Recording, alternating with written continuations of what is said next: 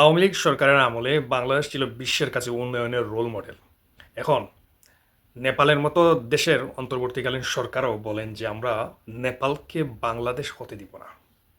তারা জানেন যে বাংলাদেশ বর্তমানে কোন পর্যায়ে পৌঁছে গেছে, বাংলাদেশ যে দুর্ভিক্ষের দ্বারপ্রান্তে পৌঁছে গেছে, বাংলাদেশ যে আমেরিকার দ্বারা পরিচালিত হচ্ছে, তারা জানলেও আমাদের গেঞ্জি বাহিনী এবং গেঞ্জি বাহিনীর পরিবাররা এখনো বুঝতে পারছে না।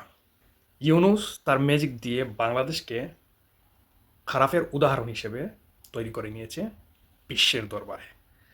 তাই দেশ খারাপের দিকে যাওয়ার আগেই যে কোনো দেশ এখন ঘোষণা দিবে যে আমরা আমাদের দেশকে বাংলাদেশ হতে দিব না।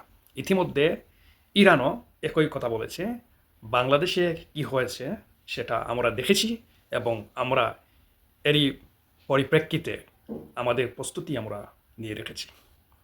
ইউনূসের ম্যাজিকে আজকে বাংলাদেশ 50 বছর পিছিয়ে গিয়েছে, সেটা বোঝার জন্য আপনাকে রকেট সায়েন্স পড়তে হবে না। ইউনূসকে নিয়ে সন্তুষ্টি প্রকাশ করছে কারা?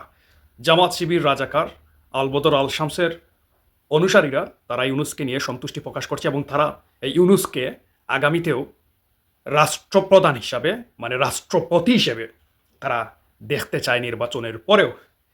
যার জন্য হয়তোবা সমঝোতা করা হয়ে গিয়েছে ইতিমধ্যে।